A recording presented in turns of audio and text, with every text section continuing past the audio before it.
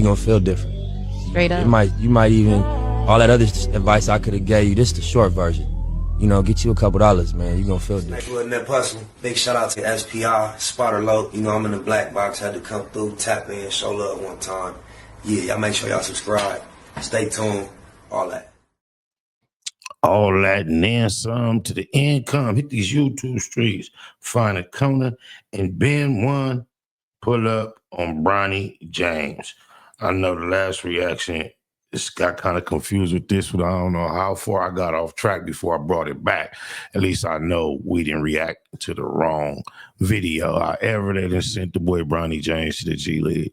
I remember at one point when LeBron felt arrogant and confident enough to say that he was the best basketball player that ever lived. So I wonder if he would still be bold enough to have the same candidness and honesty about his son at any point in this journey, in this process. I wonder psychologically what this experience is doing to the young man who has nowhere near the potential possibility to living up to what anything his father accomplished. I don't know what that does to your brain going into anything.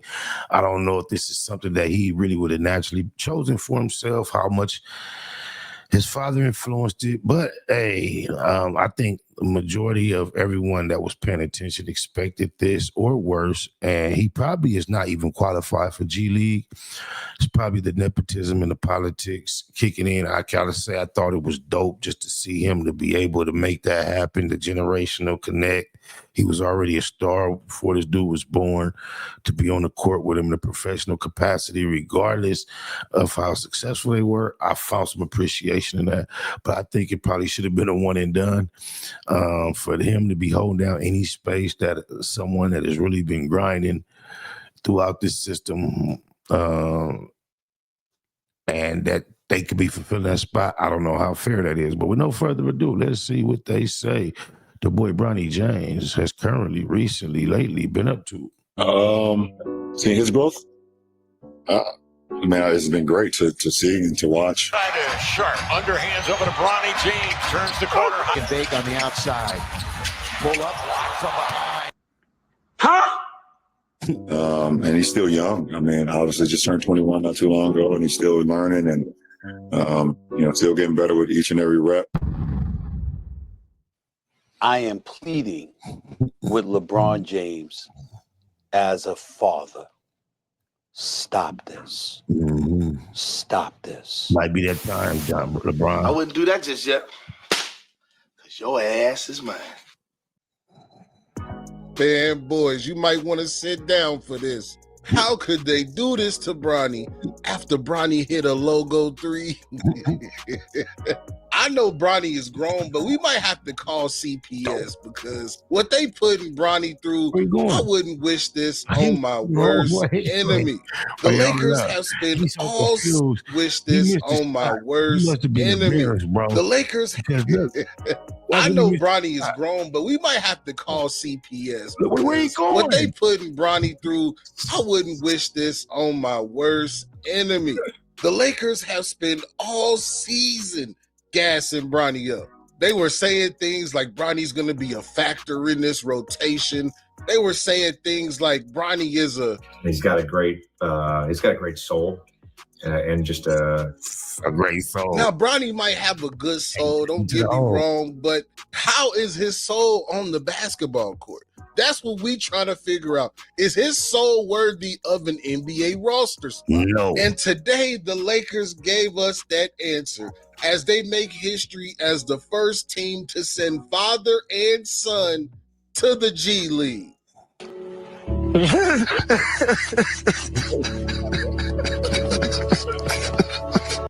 I'm sorry, fanboys. I'm sorry you had to find out like this.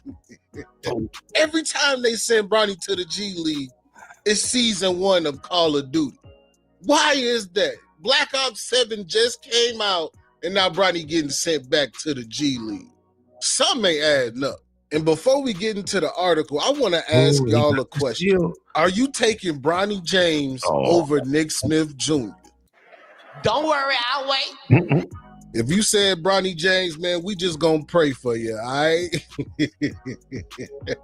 But the Lakers announced today that Bronny, LeSaul James, and Ford Adu have been assigned to the team's G League affiliate, the South Bay Lakers. Refuse to travel. This is per Dave McMenamin. This must be why LeBron kicked Bronny out of the house. He's not a resident anymore, so we don't talk as much. He has his own place, so I can't just. But he's great. He's great. Bronny, how are you? There you go. Now I know that. Now, all bullshit aside, that right there is just awesome. To be able to sit there and you've been doing these interviews all your life, and now they ask you about your boy, he's awesome. He over there, there's millions in his house, yeah, G League, it don't matter. I mean, it's hard to hate on that. This is a white man's world.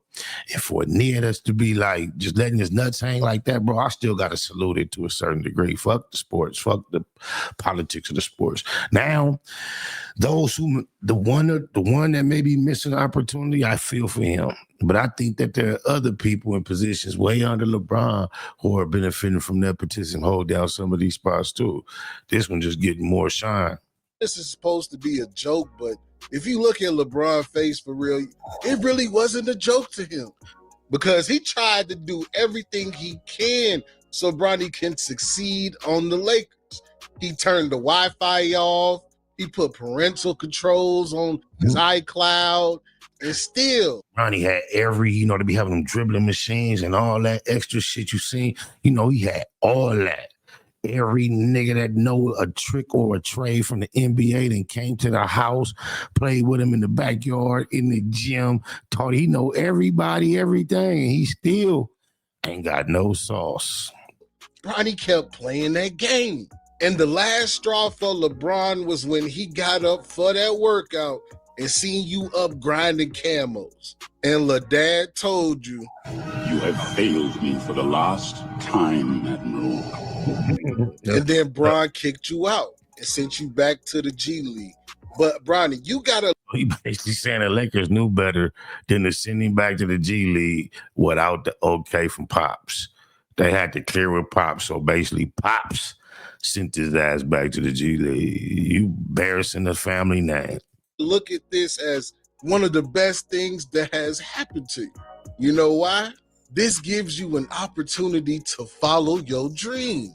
And that dream is to win the Call of Duty championship.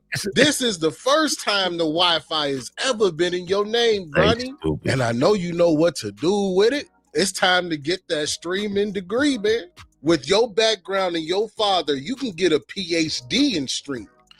With what Deion Sanders going through with his son in the NFL right now, this is a huge contrast. You don't have to go through the struggles that somebody that's unknown. Shout out to the Sanders squad. They doing they by the way. Oh, mama. Has to do as a content creator. When you got 0 subs to that first 1,000, you a high school dropout. But at that first 1,000, you get your GED or your diploma. Then when you hit 20K, you get your associate's degree. I just got my associate's degree. Then when you hit 50K, you get that bachelor. You know what I mean? Because you knowing a little bit more about the game now. Then when you hit that 100K, that's when you get your master's degree. You are officially a master at this game of YouTube. But when you hit that 1 million, you get that doctorate degree. Oh man, just shout me out on the stream because I'm the one that believed in you. Dope. I believe in you, bro. I just don't believe in your basketball skills. You can convince the media that you want to play basketball, but you can't convince me. I see. Man, that's just a boy been living his whole life trying to, please his daddy, live up to his daddy. Then his daddy done sold him a dream and told him he had what it take. Or his daddy probably told him the real truth. Man, let's get this cake, man. Shit, we living in a situation where it's abnormal, my nigga. What are you gonna go out in this world to do? What you want to do? What you want to be? Unless you got some deep aspiration. I'm sure he told me, if you want to do that, let's do that. But if you ain't got nothing, you're not really passionate about something, man, let's go get this bread, man. You want to go get this bread, it'll be fun. You probably ain't gonna be able to really woo wop, but I can guarantee you 4 years. In them 4 years, you'll come out of there with $20 million in your pocket. You ain't got to be in my pocket spending $180,000, $200,000 a year. You feel me? And then from there, we could go on. They probably got plans beyond this, man. The joke is probably still on us because they still making history, even though his performance has been wah, wah, wah. Passion that you talk about these video games with. I don't see you talk about basketball with any. I got a nephew who came out the draft very high in the NFL, played a few years in the NFL. His potential was never seen due to injury. His brother as well, under the radar to a lot of people. Man, he just retired. A very, very, very, very, very extremely wealthy young man. Very happy. Got plenty of time to play video games. Spent a lot of time while he was in the NFL due to injury, getting paid a guaranteed something a year for years, bro. Oh, my mama, it's like it's everything that looked like a loss ain't a loss. We sitting back laughing at people who their failures is still more financially secure than our biggest, hugest success. It's crazy. But it's still funny to laugh at that, his ineffectiveness in the league. Oh, my mama. Shout out to the Penny Boys, though. Type of passion. What have you done since then? And what did you sort of learn about your game that you thought you could carry forward into training camp this year? Just like every other NBA player in the summer, I'm just, keep my head down working on the. Every other NBA player in the summer didn't grow up seeing NBA legends all summer, off season, during the season, hanging out with. You got a different experience, bro. Everybody that can, you just moved out. Before that, you was just in the house. So you was seeing all this, man, stop it. The same stuff that is. That's one thing that was different about Kobe. He would never just compare himself to every other average player in the offseason. He would always express that he was going above and beyond, doing much more than the average.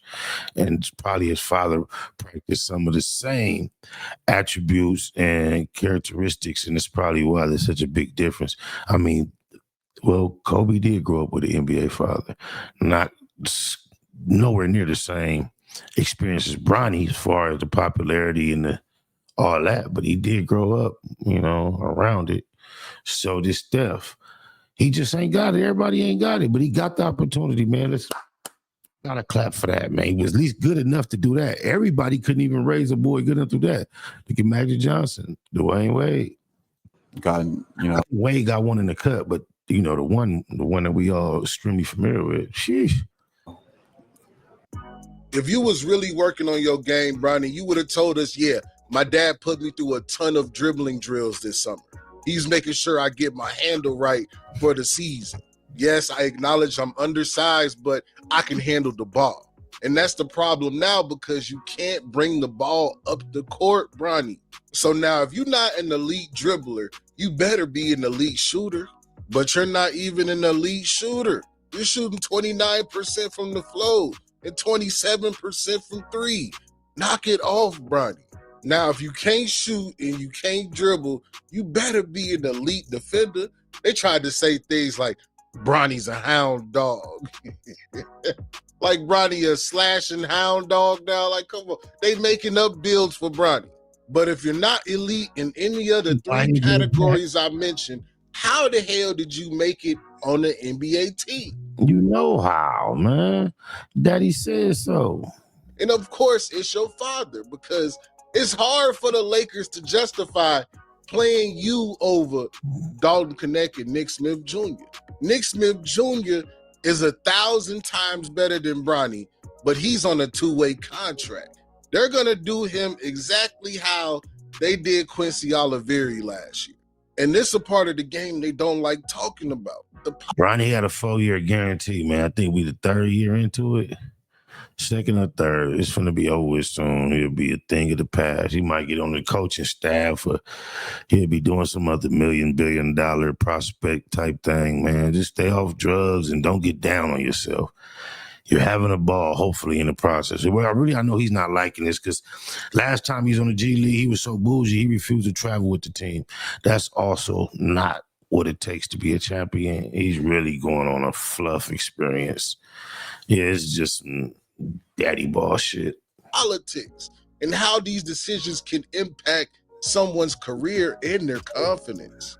Think about what Quincy Oliveri could have been going through mentally, knowing that he's doing every single thing the right way. Y'all remember the preseason last year, that 22-point game he had against the Warriors where he was thanking God, he was crying, he was just so happy to be there. He loved Curry so much. How could you not root for somebody like that? It was clear and evident then that he was better than Bronny James.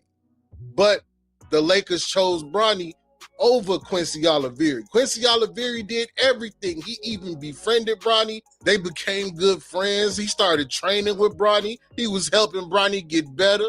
And then this has nothing to do with Bronny. This is going to show from LeBron's perspective, he's the best player of all times, because who else was considered debatable, one of the greatest, and then he had a son that he came, I'm so good, I got in the bed, had sex, and made enough of a basketball player to come and be my teammate 20-something years later. That's just like taking the contest. It's like, who can compete, who can compare? Now somebody is going to have to be like Steph Curry, or better, like a Jordan or a Kobe, and get up there in the debate. Then they're going to have a son who also grows up and get into the debate of greatness to outdo LeBron from this point. The Lakers got rid of him.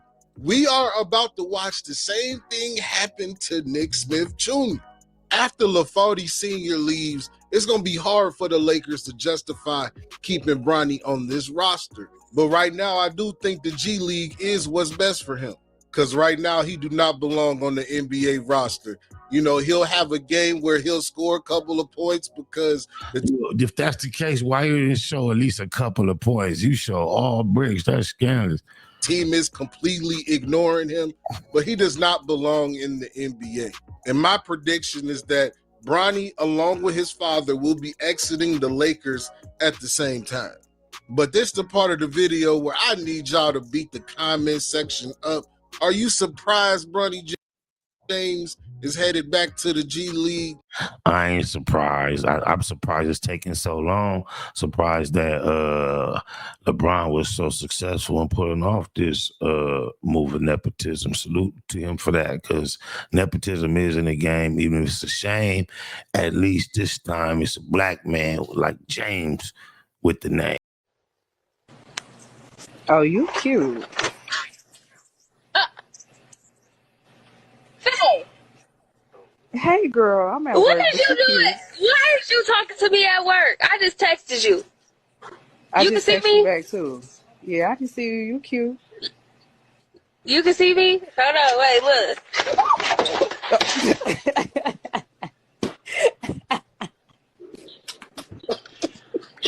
Did you just fall out?